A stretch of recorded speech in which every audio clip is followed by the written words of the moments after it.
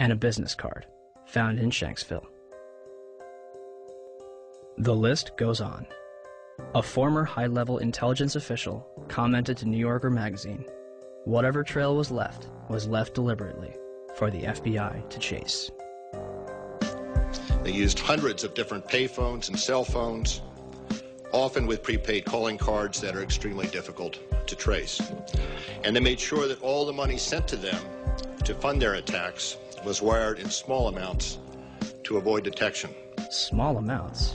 Lieutenant General Mahmoud Ahmed, the director of the Pakistani Inter-Services Intelligence Agency, the ISI, was reported to have wired $100,000 to Muhammad Atta in August 2001.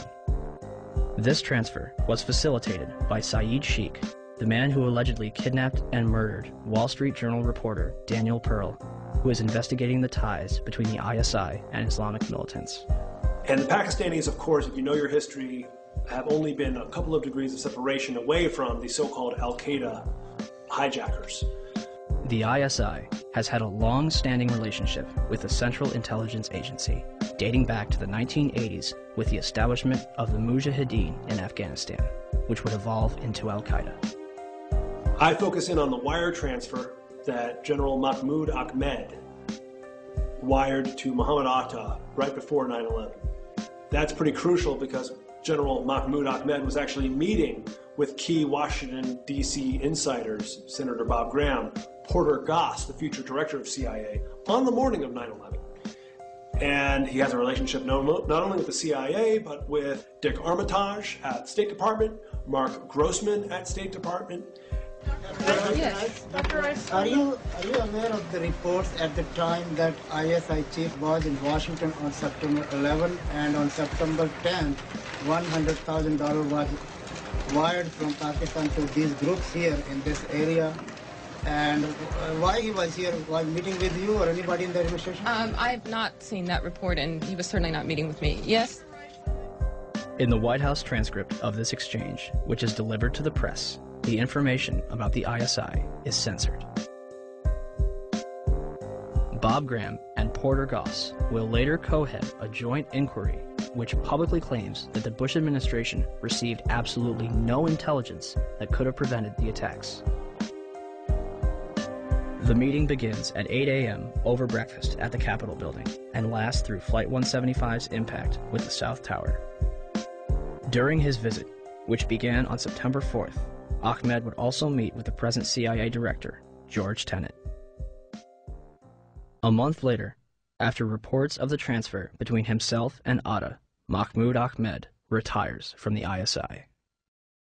The 9/11 Commission report will later conclude that they saw no evidence that any foreign government or foreign government official supplied any funding. The Commission decided not only to omit the information, but to deny it entirely. On page 172 of your report, the 911 report, you state, quote, "The U.S. government has not been able to determine the origin of the money used in the 911 attacks. Ultimately, the question is of little practical significance," end quote. How can you state that the question of who bankrolled the deaths of 3,000 American people on September 11th is, quote, of little practical significance? Because it costs so little money. That's the awful thing about it. It costs less than $500,000. That's why it was so hard to trace. We were able to find pieces of the $500,000, but it came in very small pieces. And you said earlier $500,000 to do the 9/11 operation. Well, we know that $100,000 was wired to Muhammad Atta directly from the head of Pakistani ISI. Well, I'm not aware of $100,000, but the Pakistan, I think, is the most dangerous country in the world. Why was there such a vested interest in covering up the transaction between the ISI and Muhammad Atta? And let's talk about that wire transfer, because Governor Kaine had no basis for denial, because the FBI and the Wall Street Journal confirmed the General Mahmoud Ahmed wire transfer I'm talking about. But the 9/11 Commission deliberately said that funding is not important and assigning blame is not important to them, but it is to us. As if their funding was not suspicious enough, a number of hijackers reportedly trained at U.S. military bases As hard as this is to believe that two of the alleged terrorists involved in what happened on Tuesday may have attended schools run by the U.S. military. Now, this is according to a senior defense official. Ahmed al-Nami, Ahmed al-Ghamdi, and Saeed al-Ghamdi listed their address on both driver's licenses and car registrations as the Naval Air Station in Pensacola, Florida. Muhammad Atta reportedly graduated from the U.S. International Office School at Maxwell Air Force Base in Alabama. In response to a Freedom of Information Act, Captain Jason Taylor confirmed that a Muhammad Atta trained there between 1998 and 1999, but did not verify if it was the same person. Abdulaziz Al-Amari attended Brooks Air Force Base in San Antonio, Texas. Saeed al-Ghamdi and others attended the Defense Language Institute in Monterey, California, as confirmed by Lieutenant Colonel Steve Butler, Vice Chancellor for Student Affairs. American media ceases investigation when the Air Force says, "We are probably not talking about the same people." Two of the hijackers, Nawaf al-Hazmi and Khalid al-Madar, rented an apartment from and lived with an FBI informant. Curiously, a number of them were reported to still be alive after the attack. Finally, we were led to believe that the alleged hijackers were fundamentalist Muslims spending their final days preparing for paradise. Yet, in the week before the attacks, a number of them would drink, visit strip clubs, and solicit prostitutes. By all accounts, Atta and his cousin kept to themselves, except for last Thursday at this bar in Hollywood, Florida. It's believed both men came in, drank heavily, and then refused to pay the bill. And the guy got like very, very offended, and he said to me, he said, "Oh, I can pay my bill. I'm an airline pilot." And I was like, okay. Mahed Maked is spotted several times at a porn shop. Hamza al-Ghamdi ordered a porno in his hotel on September 10th. The mayor of Paterson, New Jersey, states that they are spotted more at go-go clubs than at mosques. Regardless of their actions, some of the hijackers' presence was known as early as 2000. What did we know? When did we know it? That's what some congressmen are asking now, and asking quite loudly. Did we know the year before 9/11 that one of the hijackers was a terrorist threat? Army Lieutenant Colonel Anthony Schaefer has gone public with his charge that Able Danger, a military intelligence project he worked with in 2000, identified Muhammad Atta, even pulled up his picture along with 3 other 9/11 hijackers as possible al-Qaeda members. We found the identities of 4 of the 9/11 hijackers prior to 9/11. But he says beginning in September 2000, 3 meetings he set up with the FBI were each canceled by military lawyers. Schaefer also says he remembers telling then 9/11 Commission staff at a meeting in Afghanistan about Atta and what the intelligence unit found back in 2000. And he was surprised that it did not show up in the Commission's report. I'm told confidently by the person who did move the material over that the 9/11 Commission received 2 briefcase-size containers of documents.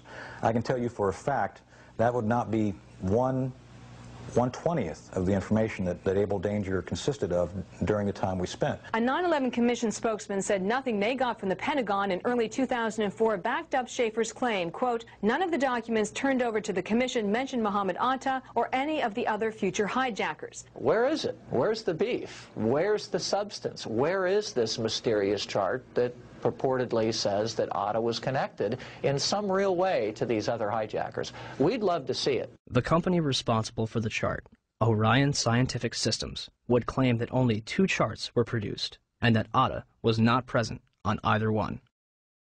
Throw them all out, John. These are all the charts. Spread them out. These are all Orion-produced charts.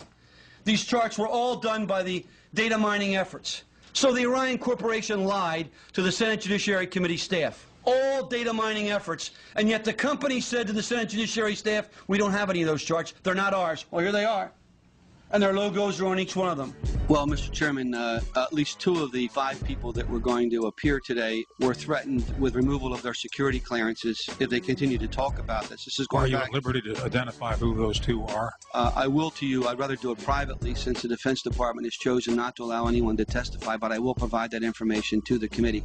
For the life of me, I don't understand why, as I understand it, I stand corrected if I'm wrong, but I understand the witnesses we assumed we were going to get to hear from the Defense Department have been pulled. They may be or may not be in the room, but have been instructed that they cannot testify. I think that's a big mistake. This is actually a chart of Al-Qaeda and the various cells around the world. Much of this data, most of it was obtained prior to 9/11 by the work of Able Danger. As you see, there is an actual photograph of Muhammad Atta. What does that depict generally? It depicts the organizational and activity associations of Al-Qaeda operatives that were involved in 9/11 and related events. And at the time, if the commission had looked into this in early 2004, the charts that had Muhammad Atta on it still existed. There was a chart in Mr. Smith's office. There was the chart that still should have been in the Defense Intelligence Agency because it wasn't destroyed within Lieutenant Colonel Schaefer's files until the spring of 2004. The same with the chart that Mr. Smith had. Our support